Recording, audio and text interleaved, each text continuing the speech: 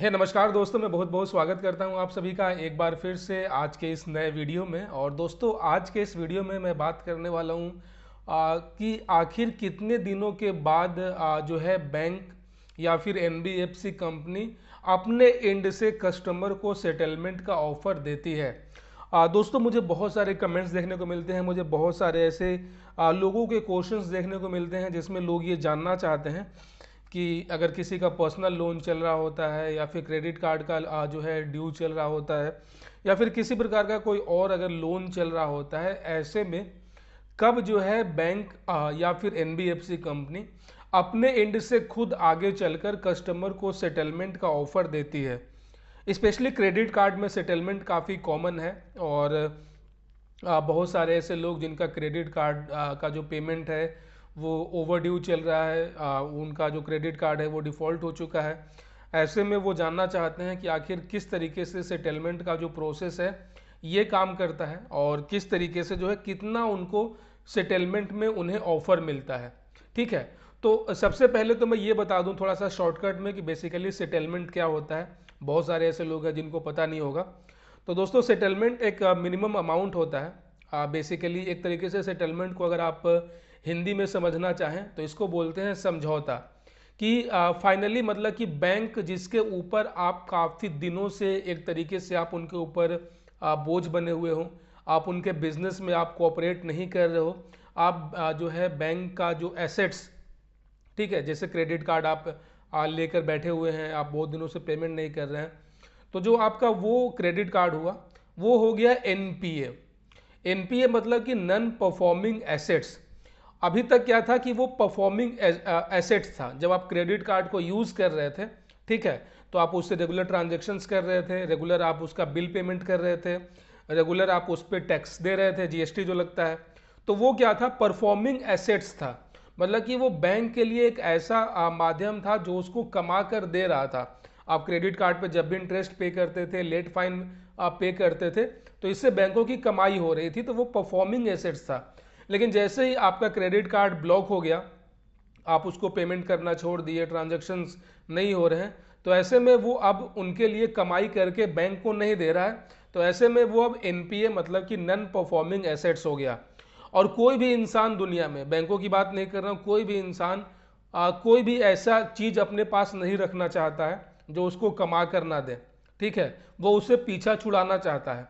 अगर आप भी अगर आपका अच्छा खासा एज हो गया है और अगर आप अभी तक घर पे बेरोजगार बैठे हैं, तो इवन आपके माँ बाप के लिए भी आप एक एनपीए हैं, वो भी आपसे पीछा छुड़ाना चाहेंगे। ठीक है, इसीलिए मैं कहता हूँ मेहनत करो, कमाई करो। खैर, ये तो एक अलग बात हो गई। तो आप समझ गए होंगे एनपीए क्या होता है।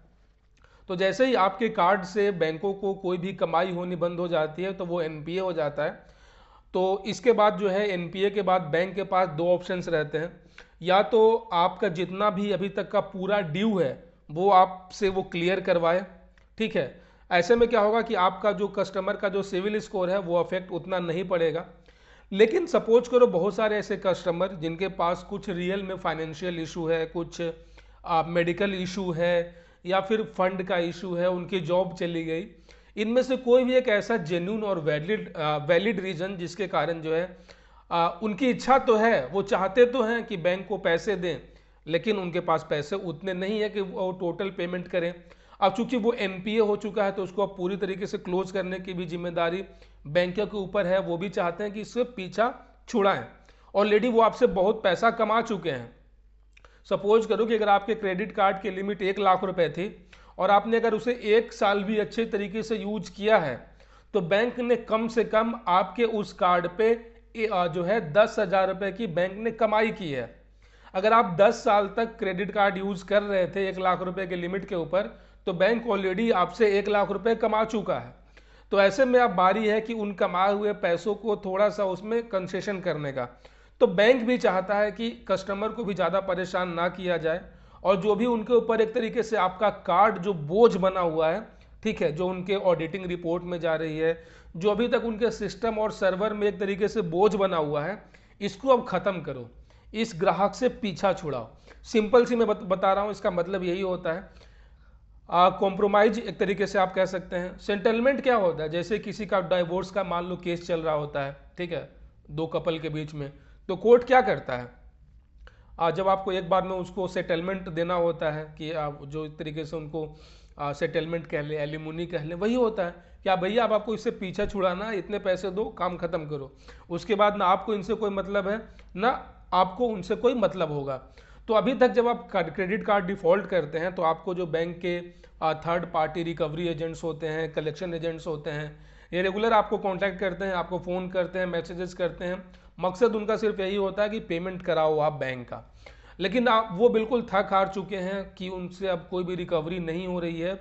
ऐसे में अब जो आखिरी रास्ता है कि कम से कम, वो आपसे ऑलरेडी बहुत पैसा कमा चुके हैं, तो कम से कम रेट में मिनिमम से मिनिमम आपको एक वेवर देकर, ठीक है, वेवर देकर, वेव ऑफ देकर, आपको डिस्काउंट देकर, जो भी आपका टोटल आउटस्टैंडिंग है, प्रिंसिपल अमाउंट की बात नहीं कर रहा हूं, जो टोटल आउटस्टैंडिंग है, जो अभी तक आपका जो टोटल जितने पैसे आपके ओवर ड्यू चल रहे हैं, उस पर जो है आपको मिनिमम जो है 50% का आपको डिस्काउंट देती है। 50% में मिनिमम कह रहा हूं, इससे ज़्यादा भी किन्हीं किन्हीं कस्टमर को अप टू 5% तक में सेटलमेंट होता है। 5% आप समझ रहे हैं, मतलब अगर किसी का 1 लाख रुपए का ड्यूज है क्रेडिट कार्ड के ऊपर, तो उसको जो है 5,000 रुपए तक में भी सेटलमेंट ऑफर हुआ है, जिनका काफ़ी लंबे टाइम से, जिनका क्रेडिट कार्ड जो है राइट ऑफ हो चुका है, जिनका क्रेडिट कार्ड एनपीए जा चुका है। तो दोस्तों यहाँ पे क्या होता है कि इसके लिए आपको आपका जो कलेक्शन एजेंट है, जो आपका रिकवरी एजेंट है, आपको इनसे बात करनी होती है। बहुत सारे लोग तो कॉल ही रिसीव नहीं करते हैं, बहुत सारे लोग जो है अवॉइड करते हैं। तो ये कोई रीज़न नहीं है, ठीक है, ये कोई सॉल्यूशन नहीं है। आपको एक बेस्ट सॉल्यूशन की ओर जाना है, और जो भी रिकवरी या फिर कलेक्शन टीम जो आपसे कांटेक्ट करती है पेमेंट के लिए, आप जब आप उनको एक वैलिड रीज़न बताओगे, आप अपना फाइनेंशियल सिचुएशन आप उनको समझाओगे, तो वो जो है आगे बैंक से, क्योंकि रिकवरी एजेंट्स के हाथ में नहीं होता है कि वो सेटलमेंट देना, उनका काम केवल जो है आपसे पेमेंट करवाना है, ठीक है, वो एक मीडियम होते हैं। तो जब वो आपका एक वैलिड रीज़न जब आप उनको उनके साथ शेयर करोगे, तो वो आपके उस पॉइंट ऑफ व्यू को आगे जो बैंक का मैनेजमेंट है, जो उसके लिए रिस्पॉन्सिबल होता है, जिनके हाथ में ये पावर्स है कि वो कंसेशन दे पाएँ, डिस्काउंट दे पाएँ, वो उनको कॉन्टैक्ट करती है कि हाँ, ये क्रेडिट कार्ड होल्डर के साथ ये प्रॉब्लम है, आप कम से कम में जो है आप इसको वेवर देकर जो है आप इसको जो है सेटलमेंट करवाइए। तो बैंक भी आपसे प्रॉब्लम समझती है, और जो बैंक का कर्मचारी है उसके अपने निजी पैसे तो है नहीं, बैंक का पैसा है, ठीक है, बैंक ने उसको पावर दे रखा है कि हाँ जो है आप सेटलमेंट करके जो है पीछा छुड़ाओ। तो ऐसे में दोस्तों वो आपको मिनिमम से मिनिमम जो है शुरुआत में 50% होता है, अगर आप उसमें भी अगर आप राजी नहीं होते हैं तो 40%, 30%, ठीक है। तो एक ऑन एवरेज अगर देखा जाए तो 30 to 40% एक स्टैंडर्ड जो है ये डिस्काउंट का रेंज है सेटलमेंट के लिए क्रेडिट कार्ड के ऊपर। बात करें HDFC बैंक, SBI कार्ड्स हो गया, ICICI क्रेडिट कार्ड हो गया, या फिर एक्सिस बैंक का क्रेडिट कार्ड हो गया, RBL का क्रेडिट कार्ड हो गया, इन तमाम बैंकों पे आपको लगभग 30 से 40% का जो है आपको यहाँ पे 30 से 40% का डिस्काउंट नहीं, 30 से 40% जो है आपका टोटल आउटस्टैंडिंग आपको उतना पेमेंट करना होता है। और यहाँ पे दो कैटेगरीज होते हैं, या तो आप चाहो तो उसको वन शॉट में पेमेंट क्लियर करा के आप जो है सेटलमेंट लेकर आप मैटर क्लोज कर सकते हैं, या फिर सेटलमेंट का अमाउंट थोड़ा ज़्यादा है, सपोज करो कि आपका जो है 2 लाख रुपए का ओवर ड्यू चल रहा है, आपने सेटलमेंट करवाया, आपको 40,000 रुपये का जो है 2 लाख के ऊपर 40,000 रुपये का आपको जो सेटलमेंट ऑफर हो गया, तो 40,000 रुपया भी अगर एक बार में देना पड़े तो थोड़ा ज़्यादा है, तो कस्टमर चाहता है कि 2 बार में मैं 20-20 करके दे दूं, ठीक है, तो आप 2 इंस्टॉलमेंट में आप पे कर सकते हो। तो जो आपको सेटलमेंट लेटर मिलेगा उस पर प्रॉपर जो है इस बात की जानकारी दी जाएगी, पूरा इन्फॉर्मेशन रहेगा, ताकि आपके पास एक वैलिड प्रूफ हो सके कि इन फ्यूचर अगर बैंक कुछ और आपसे डिमांड करता है तो आप वो सेटलमेंट लेटर जो है आप प्रोड्यूस कर सकते हो, ठीक है। सेटलमेंट लेटर में प्रॉपर आपका क्रेडिट कार्ड का नाम, कार्ड होल्डर का नाम, और कितना ड्यूज था, कितना वेवर मिला है, और कितना आपको पेमेंट करना है, प्रॉपर उसकी जानकारी वहाँ पे दी जाती है। मैं सजेस्ट करता हूँ सभी लोग को, ठीक है, कि 1 महीना लेट ही सही, जैसे कि आपको सेटलमेंट करना है, ठीक है, तो 2 इंस्टॉलमेंट में क्यों करोगे, उससे बेटर है कि आप अगले ही महीने सेटलमेंट कराना। ऐसे भी आप ऑलरेडी इतना लेट कर ही चुके हो। मेरी बात को ध्यान से सुनो, मैं इसलिए क्यों बोल रहा हूँ। बहुत सारे लोग ये क्या करते हैं कि सेटलमेंट ले लेते हैं 2 EMI में, ठीक है, और किसी कारणवश उन्होंने पहला सेटलमेंट का जो पहला ईएमआई था वो तो भर दिया, लेकिन अगला जो सेटलमेंट का जो आपका ड्यू डेट है अगर आप उसको मिस करते हो तो फिर से जो है आपका जो ये आपने 10,000 रुपये दिए हैं ये टोटल आउटस्टैंडिंग में माइनस होगा, बाकी जो आपका ओवर ड्यू रहेगा वो फिर वहीं से शुरू हो जाएगा और फिर आपको दोबारा सेटलमेंट मिलेगा भी नहीं। तो फिर उसके बाद आपको हर हाल में पूरा का पूरा जो है अमाउंट आपको पे करना पड़ेगा, ये आप ध्यान रखना। तो इसीलिए ऑलरेडी इतना लेट हो ही चुका है, उससे अच्छा कि आप इकट्ठे 2 मंथ का पैसा एक ही बार आप जमा कर लो, सेव कर लो और दूसरे महीने आप सेटलमेंट ले लो वन शॉट में।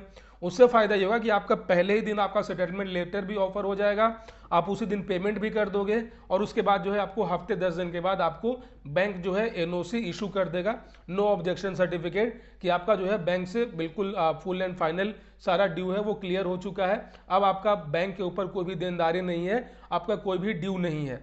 ठीक है, तो इस तरीके से आप वरी फ्री, टेंशन फ्री हो सकते हो और आपका ये जो क्रेडिट कार्ड का जो इतने दिनों से आपके ऊपर एक बोझ बना हुआ था ये पूरा प्रॉब्लम सॉल्यूशन हो जाएगा।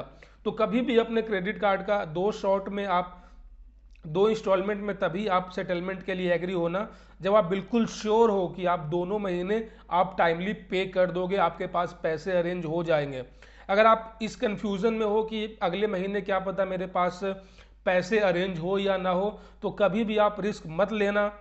ठीक है, 2 इंस्टॉलमेंट वाला, उससे अच्छा कि आप ऑलरेडी इतना महीने आप लेट कर ही चुके हो, 1 महीना और लेट करो, क्या ही नुकसान हो रहा है। आप पहले पैसे जमा कर लो, ठीक है, इतने इनफ पैसे जमा कर लो जो कि सेटलमेंट ऑफर के लिए आज जो आपका ऑफर आया है उसके बराबर हो, ताकि आप वन शॉट में जो है आप सेटलमेंट क्लियर करके जो है पीछा छुड़ा पाओ।